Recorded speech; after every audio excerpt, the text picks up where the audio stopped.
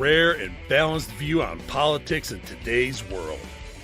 Based on facts, born of rationality, common sense, and logic, providing context on today's events. This is American Perspective with Rick Thomas. Hello, everyone, and welcome to American Perspective. I am your host, Rick.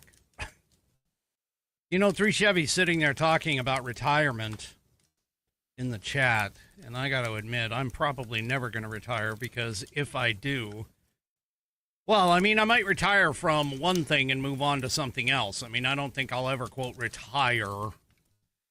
But, anyway. Yeah. Sorry. Anyway, for all of those who are out there who are retired, no offense meant. There you go. All right. Ooh, I'm in the wrong. I was not framed up in the shot there.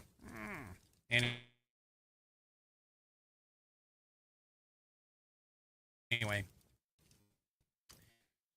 Yeah, that's a good question, 3 Chevy. I'm about ready to say, okay, it's all on you, and walk away from from other things. Oh, boy. Anyway, all right.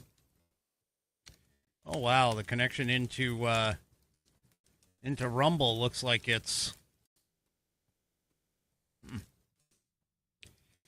Yeah, at least on my side, it looked like it was fuzzing up a little bit there. That's not very cool. Anyway, all right, let's go ahead and get things kicked off. Tonight, let's see, who was... Oh, yes. Tonight is Outlaw Dogs. Outlaw Dogs is up for tonight's Pledge of Allegiance. So if you are of mind, please stand or remove your hat if you're wearing one, like me. Place your hand over your heart and follow along with Outlaw Dogs as she recites the Pledge of Allegiance. I pledge allegiance to the flag of the United States of America and to the republic for which it stands, one nation, under God, indivisible, with liberty and justice for all. All right. And I thank you, Outlaw Dogs, for that wonderful rendition of the pledge. If you would like to hear your rendition of the pledge played here on the program, all you need to do is record yourself reciting or performing the pledge in your style. Take that audio file, video file, whatever kind of file, and attach it to an email. Then address that email to me. Send it to fans, F-A-N-S, at AmericanPerspective.online. That's fans, F-A-N-S, at AmericanPerspective.online. And I will get you into the rotation. If you use your phone, use the share option, S-H-A-R-E, share option, and you'll be able to send it also to me at fans, F-A-N-S, at AmericanPerspective.online. I have 21. I'm looking for 26 in total for 2026. I have 21 so far. I just need 5 more. 5 more will make it. And I'm looking for it. So please, if you haven't already and you want to get it into the rotation, please do so and send it off to me. I would really appreciate it. All right. Tonight's headline sponsor is, well, I'm wearing Fat Paw's favorite. This is the Fat Paws from now on. I mean, I know it's like the Liberty Bell, Lincoln, We the People shirt from theflagshirt.com, but this is the Fat Paws from on this show. Tonight I'm wearing the Fat Paws, and you need to head on over to theflagshirt.com and get yours today to be as handsome as I am. Well, if you're a lady, you'll always look better than me, no matter what. But that being said, there are ladies' things over there as well. You've got men's, women's, kids, made in the USA, all kinds of accessories decked out in the fantastic red, white, and blue. And all you need to do is head to theflagshirt.com and check out all of their styles. And you know what? Go and grab yourself an America 250 shirt or hat or whatever from theflagshirt.com. Celebrate America's 250th anniversary by getting yourself some sort of a gift from theflagshirt.com. If you order $75 or more of their product, they will provide you with free shipping. That's right, free shipping. And you'll be able to get your packages for free if you order $75 or more of their product. But I know not everybody wants to do that. So, that being said, I'm going to help you out. All you need to do is head to flagshirt.americanperspective.online. That's flagshirt.americanperspective.online, and you will be presented with a coupon code that you can copy and paste into the promo code box at checkout at theflagshirt.com, and you'll be able to get $5 off your order on American Perspective. That is flagshirt.americanperspective.online. Get presented with that coupon code. Copy and paste that code into the promo code box at checkout at theflagshirt.com and get $5 off your order on me, on the show. Go to theflagshirt.com and get yourself patriotized like me. All righty.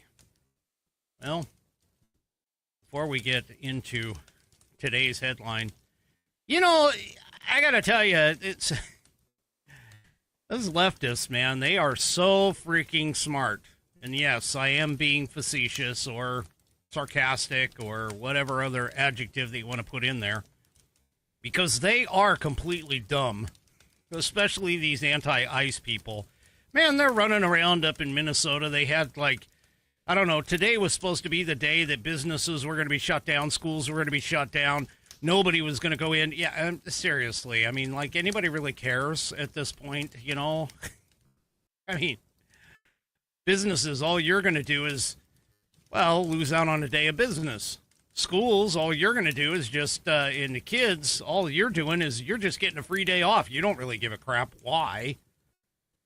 At least none of you in the, you know, the vast majority of them don't. There might be one or two that might be in there and saying, yes, fight the power, fight the man, you know, Saul Alinsky kind of style.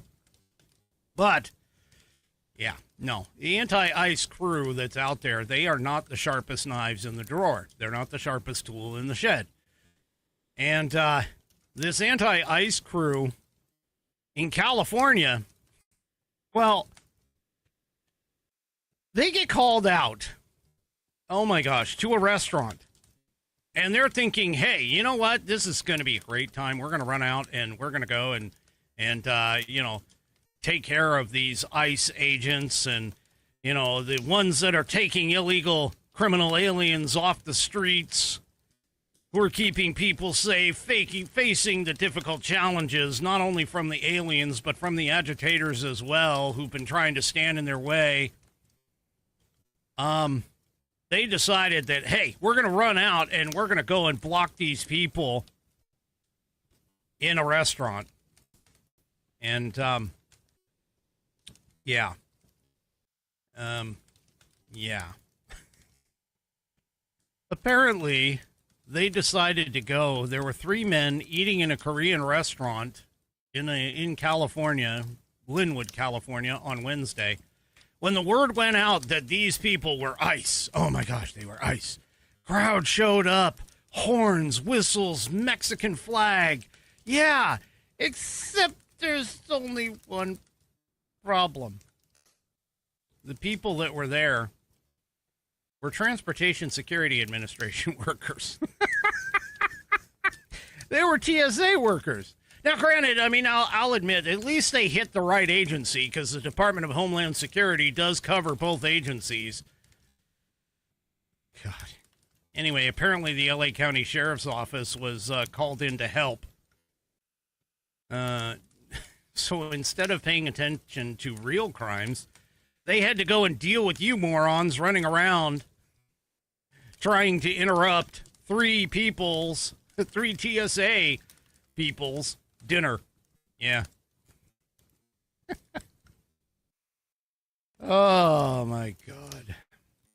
Now, what's interesting about this, of course, is that, well, the sheriff county, or the L.A. County Sheriff's Department actually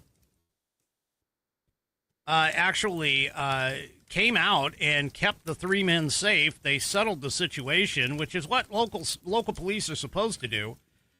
You know, this is the thing that these people don't seem to understand. See, the local police are supposed to back up and support the ICE agents. The ICE agents do the actual, going and getting the bad guy, and the local police are supposed to help to keep these morons off the local police's back. That's what they're supposed to do. Yeah. By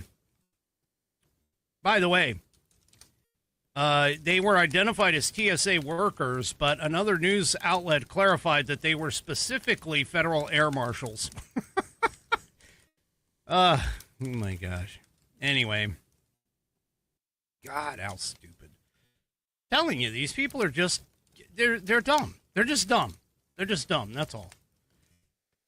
Well, Hakeem Jeffries, Timu Obama, dime store Obama. Yeah, he has decided that he's going to take the tack that, no, I'm not turning down the rhetoric. I'm definitely not turning down the temperature at all. He wants to keep the temperature going. He was up at some sort of a, press conference or whatever, which I don't know why anybody even gives this guy a microphone, to be honest with you. But yeah. Anyway, here, let's take a listen to what Timu Obama had to say. Disgraceful. She's got to go. We are dead serious. She needs to be put on ice permanently. She's got to go. And by the way, she's not the only one. Okay, so let me ask you this, folks. If you say you want to put somebody on ice, isn't that a death threat? I kind of think it is. Well, he was obviously referring to Kristi Noem here, but yeah, she's got to go. She's got to go. Hey, yeah, okay, whatever. And he's like, oh, we're dead serious. Yeah, sure. That sounds like a threat. Not just to her, but to everybody else. He continued, but that little clip was there, but he continued. And he goes, she needs to be put on ice. It's clear, right? That means gone. Gone from her position. Don't misinterpret anything I've said.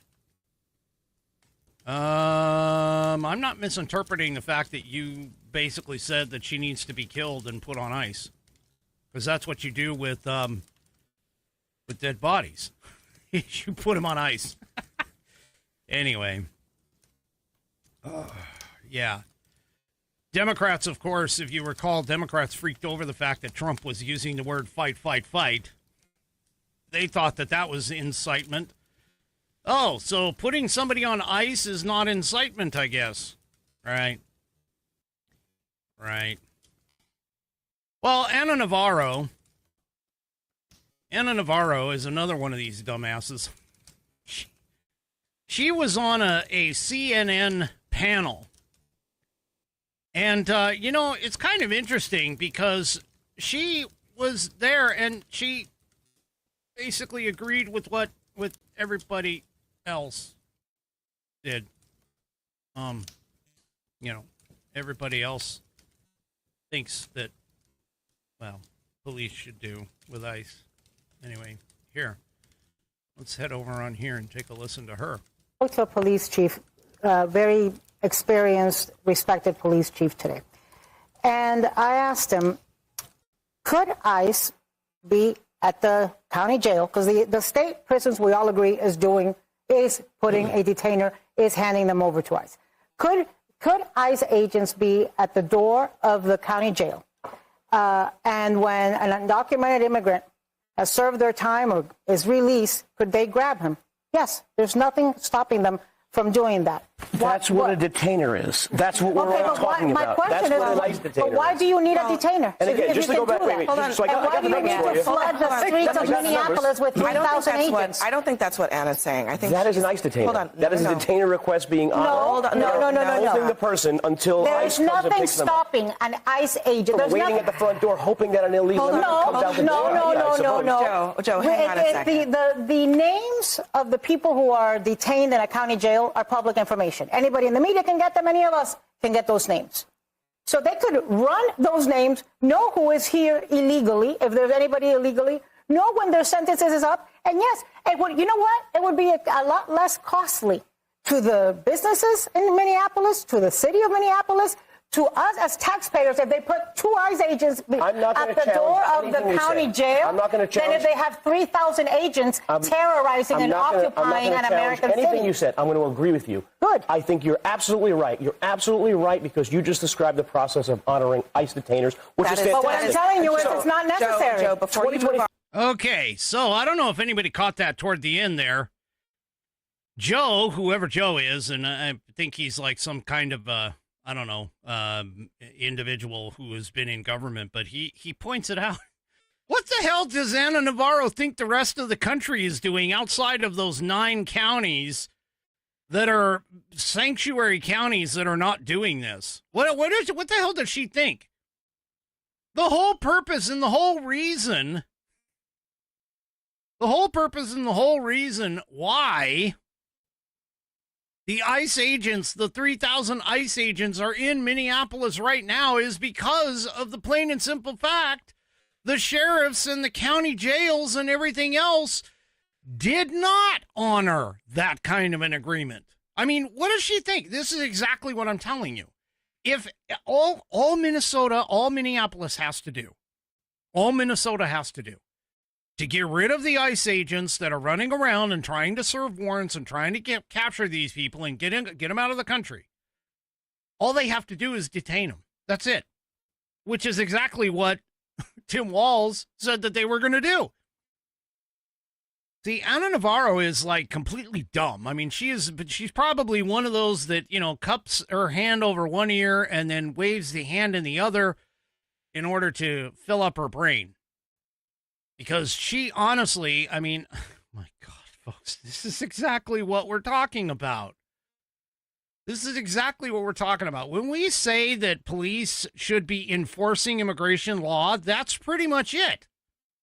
When they capture somebody, they hand them over. That's it. That's all that any of us on the right has been asking these people to do.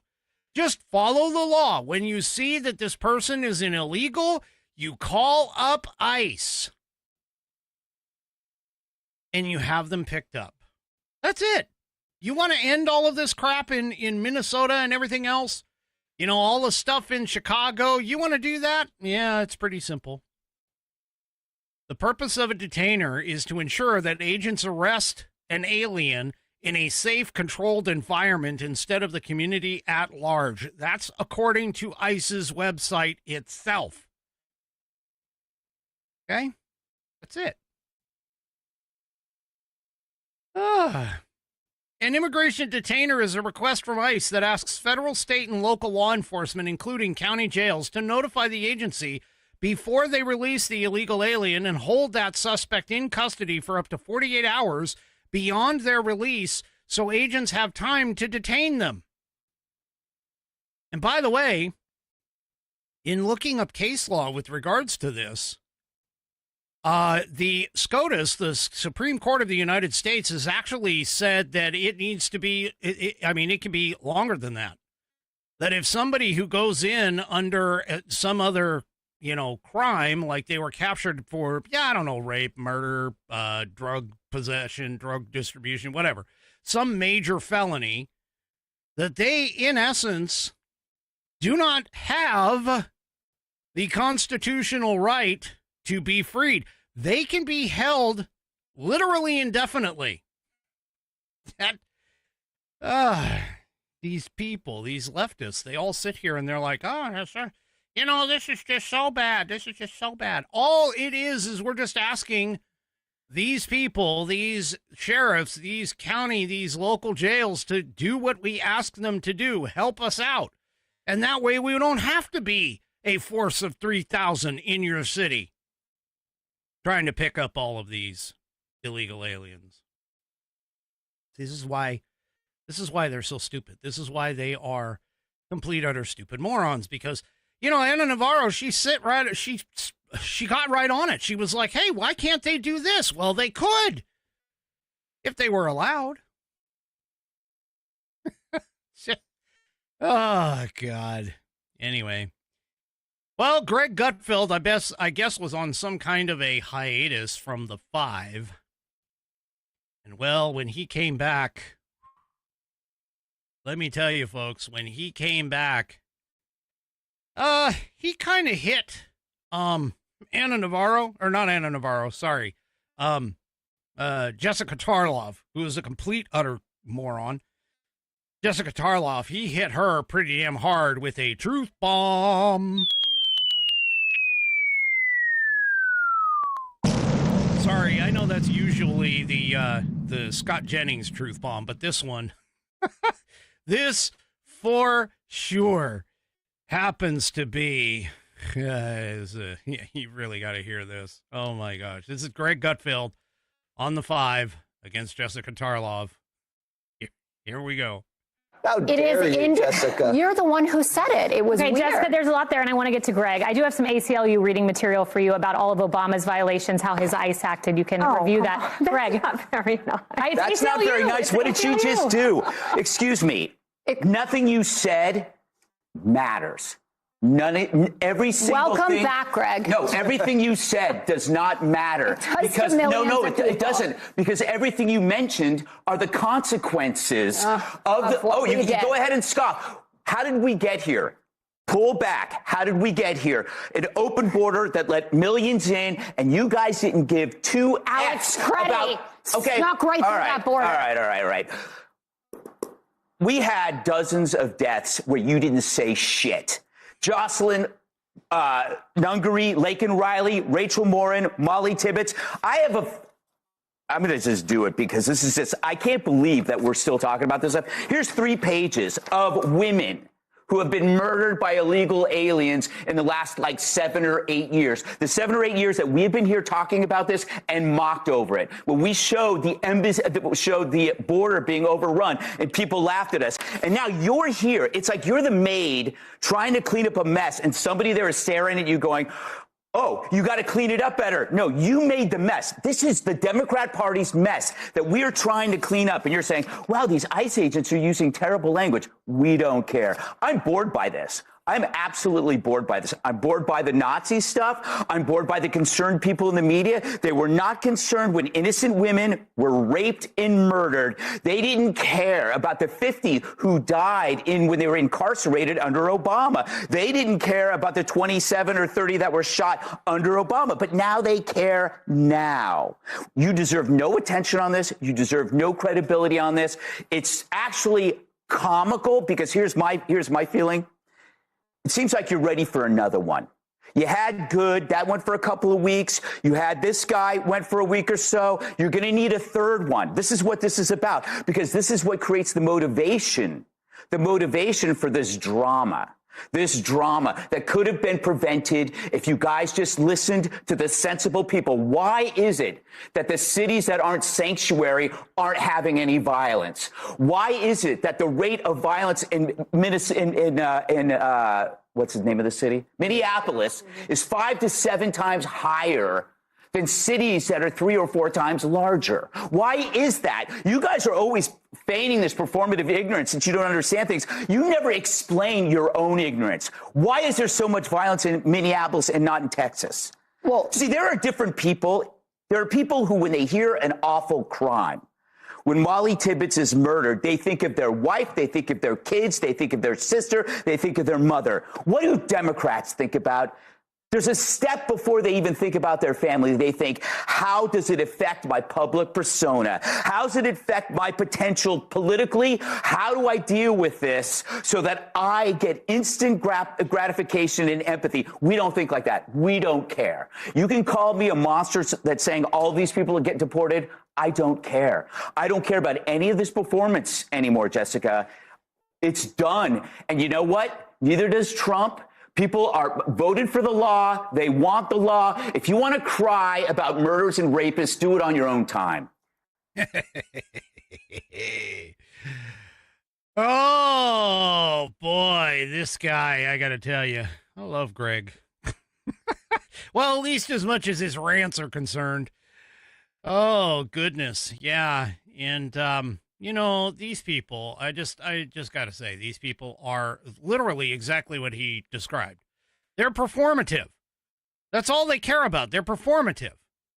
They just want whatever is going to advance their agenda. They don't care how they get it.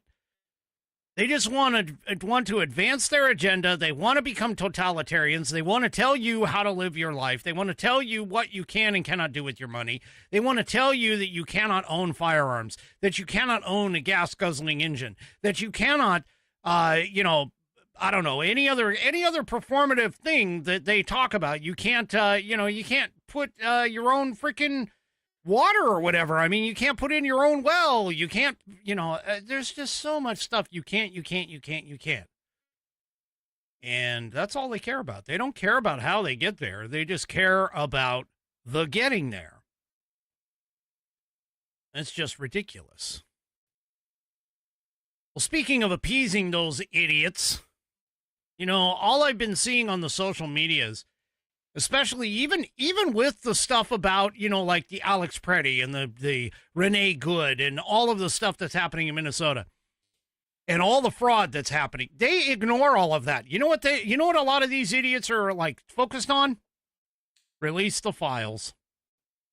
Release the Epstein files. Even though there's nothing in them. But hey, go ahead, release the files. Well, guess what? It's about damn time the DOJ has finally got the files, and I'm hoping that this will get them to shut up about this, because just like Gutfeld was pissed off and irritated and tired of all the other rhetoric and everything, I'm tired of hearing of the Epstein files. There is nothing in the Epstein files on Trump. Okay, you want to go after anybody in the Epstein files? Go and take a look at, like, I don't know, Bill Clinton, as an example. They finally released 3 million pages and hundreds of thousands of photos from the Epstein files. So, yeah, we finally released it. 3 million pages, 180,000 images, and 2,000 videos have all been released now, according to Deputy Attorney General Todd Blanke on Friday. So, yeah. He says, we complied with the statute. There you go. Adding that the DOJ did not work to protect anyone for political reasons. Now, they did do some redactions, okay? But there you go. They were working to issue redactions to protect the names of the victims and the witnesses. So, yeah, there you go.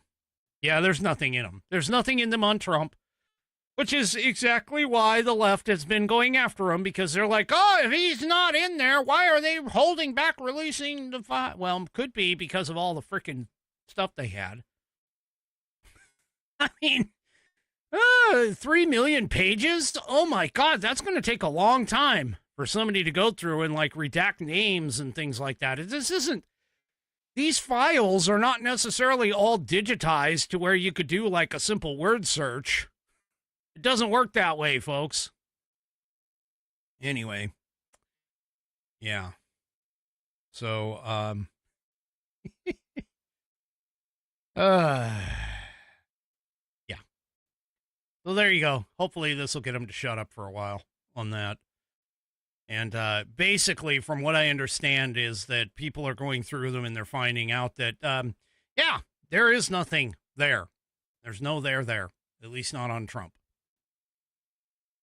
I'm sure the left will find some picture and say that this proves it, just like all the publicly available photos that are out there. They're saying, oh, he was with them, except for there's only one problem with all of those publicly available photos. They're publicly available. They were taken in a public space, and we already knew that he ran in similar circles. And we already knew that he had a relationship with Epstein long before Epstein got into trouble. So, again, proves nothing. I mean, it'd be no different than somebody pulled a photo up of me and some, some person who may have committed a crime 10 years after I knew them and say that, just because I'm guilt by association, just because I happen to knew the person, 10 years ago. Yeah. Anyway. Well, another satisfactory thing that I think that these people are going to, they're just going to skip over this. They're just going to skip over this because of the fact that, again, this is something that was going to happen anyway. These people don't seem to understand this. Well, the DOJ has now opened up the civil rights probe into Alex Pretty's death. It was going to happen anyway. We all knew it. I mean, whatever. Anyway, so they've opened up a civil rights probe, and we'll see what comes out of that. I think what we all have seen, though, is we saw this guy who is supposed to be like this peace-loving ICU nurse who was actually a violent, aggressive protester who busted government property. Government property, carrying a concealed weapon. No, that is his right. Don't get me wrong. That is his right to be able to do that. And that's the other thing that a lot of these morons are running around about. They're like, oh my gosh, all the gun advocates are saying he shouldn't have had it. No, what we're saying is when you have that ability, you have a responsibility at the same time. And was it smart for him to walk into a charged situation like that with a weapon, knowing that he could potentially get into a confrontation? Well, what's even worse is he knew he was going to get into a confrontation. I mean, let's face it, that January 13th video that's running around showing him kicking out that taillight, a week prior to him being shot. Okay, yeah, okay, again, I go back to what I've been posting on the social media all over the place. Pretty made stupid decisions, and he died for those stupid decisions. He decided to carry a weapon. He decided to go and interfere and obstruct with law enforcement. He decided a week prior to destruct government property and assault an ICE agent by spitting on him.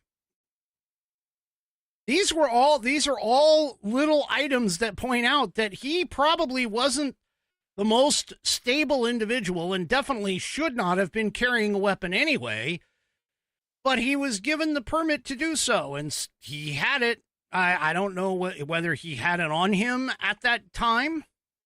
Reports are that he did not have either ID or permit at the time that he was shot, which of course, that is actually against Minnesota law, as we all know. You have to, if you're carrying your weapon, you have to carry both your permit and ID on you, but whatever. Anyway.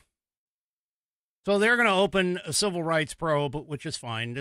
I don't expect that it's going to find anything, to be honest with you. I really don't.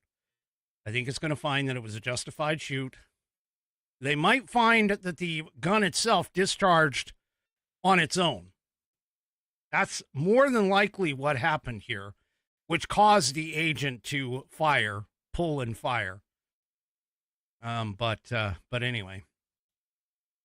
Well, Tim Walz continues his back and forth idiocy as to whether or not he wants to be, you know, the big man with the big brass ones, or if he wants to be the acquiescing guy. Because now, not only was he insinuating that Anne Frank was going to have a new story, there was going to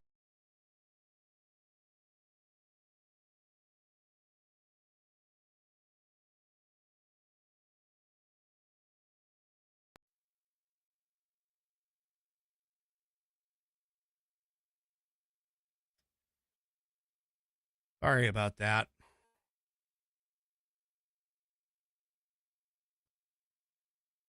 All right, I think we're back. Anyway, that was a little bump. Let's hope there's no more. I'm coming back. Hold on.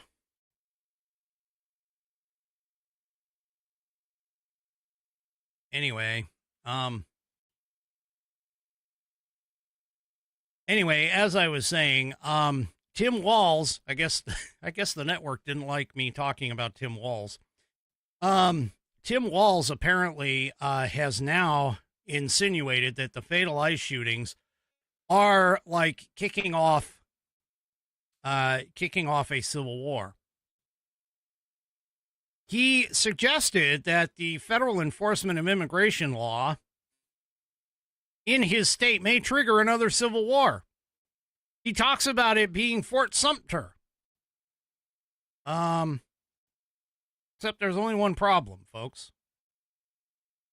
Fort Sumter, what happened there, historically speaking, was the Confederate militia of a southern state went and attacked a Union fort. And by Union, I mean a U.S. Army fort. So it was a federal fort in South Carolina that was attacked in 1861 by a state militia who were attempting to secede from the Union when the Republican Party pressured states against using slaves as their economy. Yeah. And he's suggesting that Minneapolis or Minnesota is that? Yeah, I don't think so, Scooter. You're not enforcing federal law at all. Anyway, he continued and also apparently brought up John Brown, who was an abolitionist who earlier had stormed a federal arsenal at Harper's Ferry, West Virginia in 1859, fueling violent conflict over slavery that erupted in the Civil War. Yeah. Now, he also suggested in this same thing that he may escalate the conflict if the federal government does not let his city continue using illegal migrants in its economy. Yeah, so in other words, what you're saying, Tim, is that you guys can't survive without your migrants, your illegal aliens. And so you're going to hang on to them just like the South tried to hang on to their slaves. We'll see how that works out for you. Because Walz stated that he wants to see major drawdown of federal agents and dramatically different tactics. He said that he gave Holman a window of several days to reorient the operation.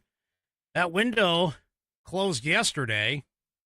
And he goes, if we don't see a massive change here, I have no choice but to go back and tell my folks that you're not doing it, he told Holman. Yeah. Okay.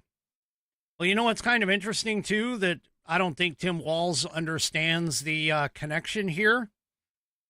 So Tim Walz is basically the Confederates. Tim Walz is basically the Democrats, which the Democrats are the ones, the Southern Democrats are the ones that started the entire Civil War over slavery. So what does that make Tim Walz then? Is he the modern day slave owner because he wants illegal aliens to do their dirty work in his city? What a complete utter moron. And you know, he was supposedly a history teacher at one point.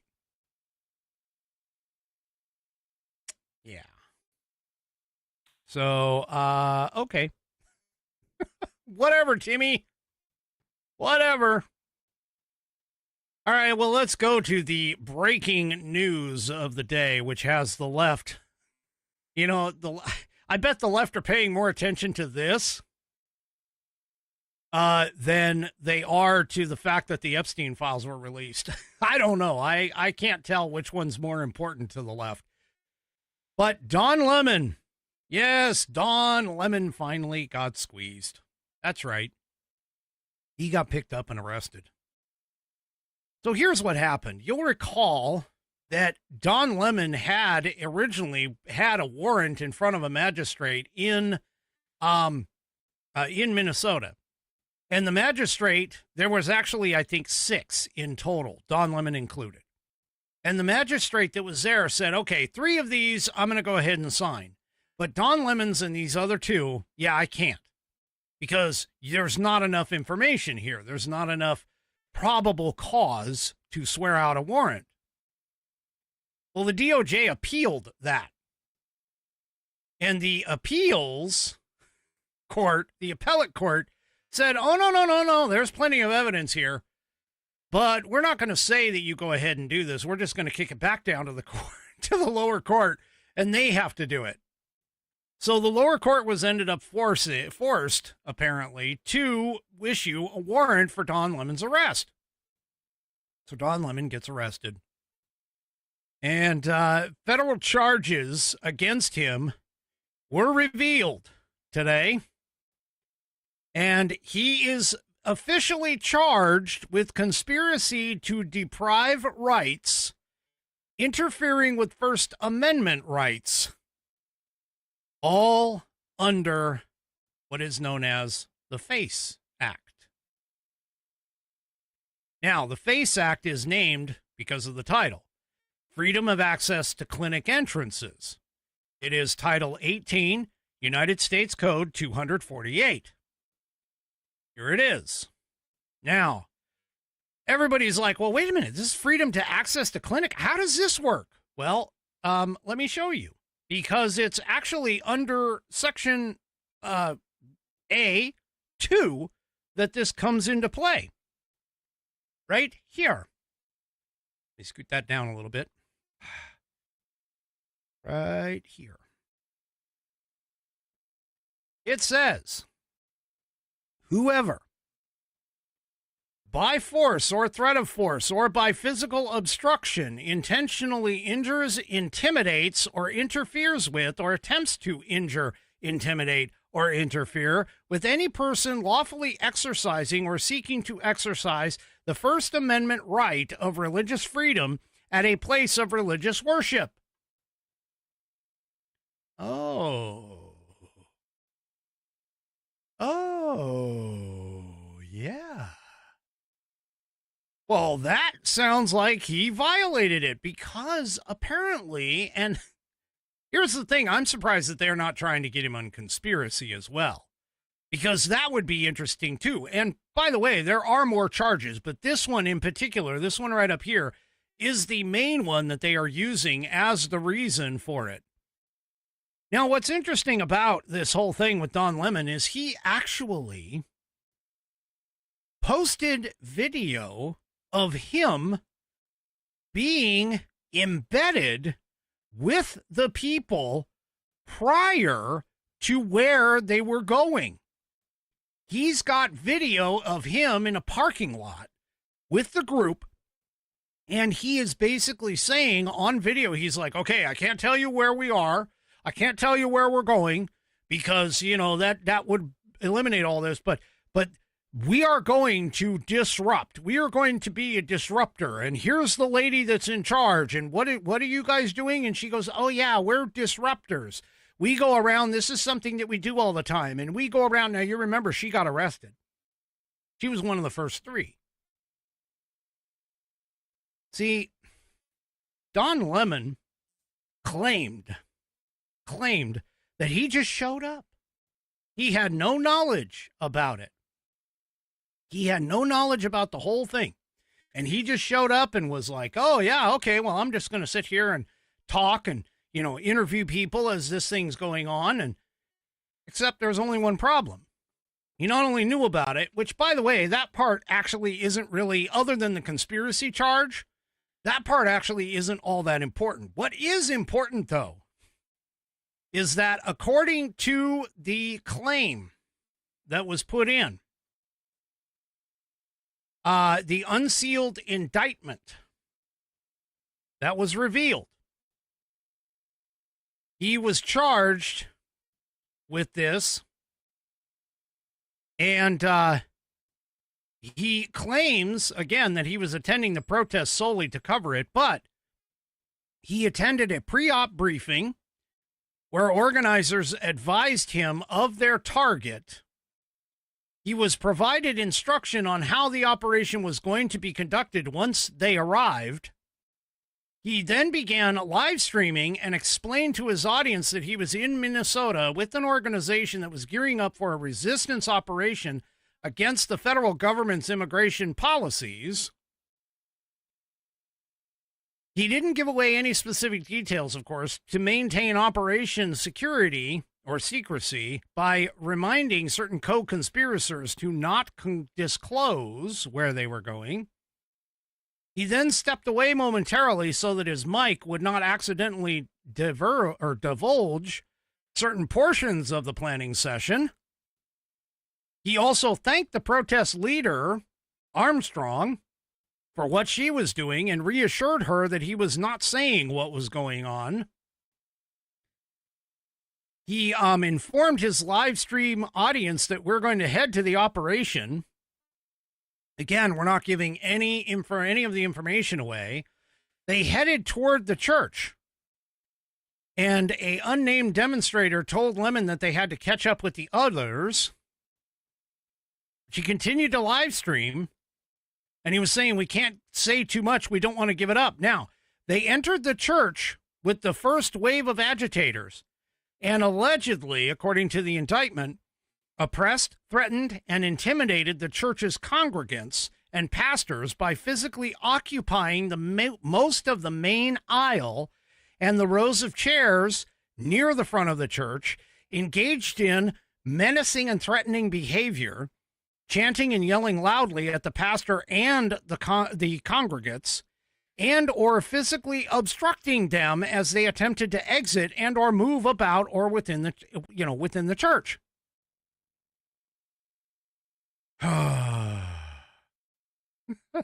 That's more than just a reporter reporting on things.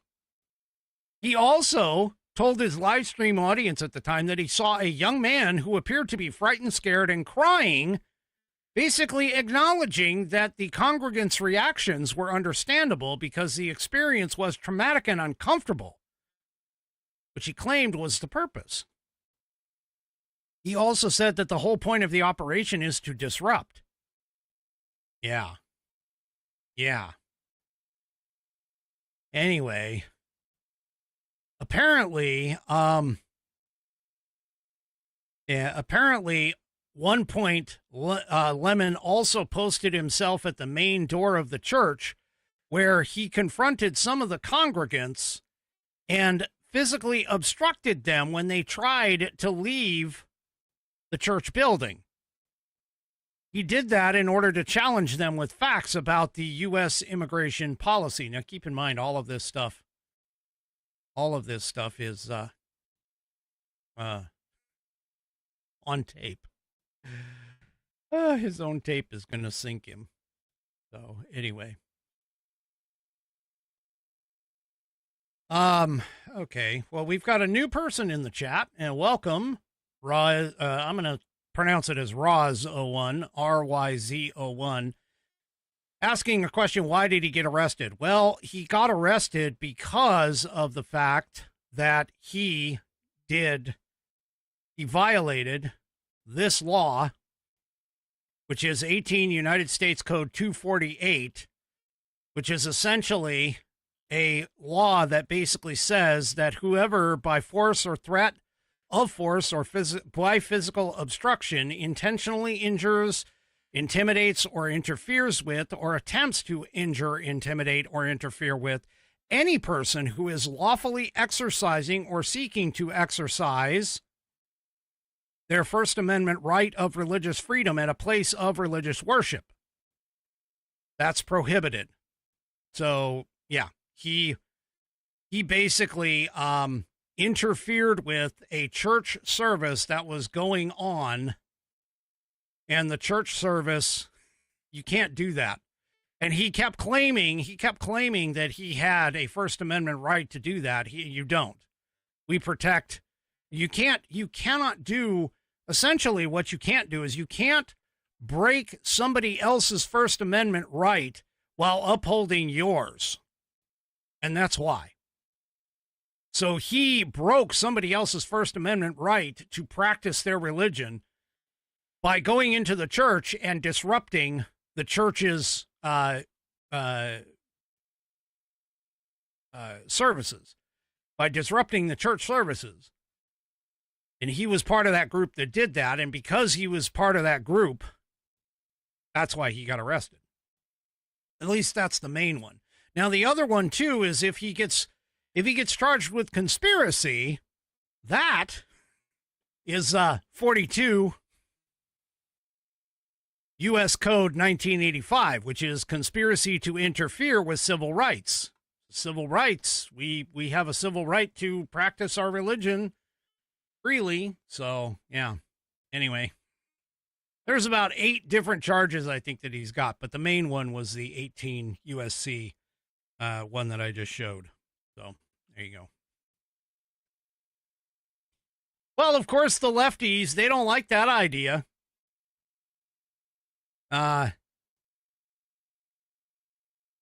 Yes, that is part of it. Correct. So, Roz, whatever. I'm sorry, I don't know what to pronounce it. But anyway, says, sorry if I'm wrong, but Don was on private property with the church, which is why his defense is flawed.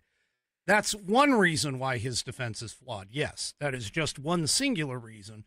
There are others. For an example, he stood at the front door. He allegedly stood at the front door and blocked people from leaving, asking them questions, which is another, the right to be able to move freely is another. So there you go. Anyway, the left-wing politicians and journalists, they went nuts over this because they all believe that he being a journalist has freedom of the press and he can do whatever he wants. And that's wrong. That is completely wrong. As I just pointed out, it's illegal to interrupt church services like that. So, anyway, and videos posted by Lemon himself showed that he was coordinating with the mob, that he was hanging out with the mob, that he interviewed the pastor who directly asked him to leave. He also, like 3 Chevy points out, he also knew that he saw and knew that other people were intimidated, which is exactly the point of the law. So, yeah.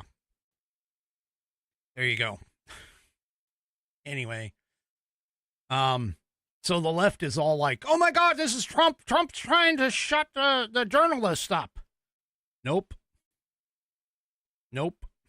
That's not the point here, folks. That isn't the point. Yeah. So, there you go. Just to be clear, again, nobody has the First Amendment right to deprive others of their First Amendment rights by storming private property, harassing people in a place of worship, and then refusing to leave when asked, immediately when asked.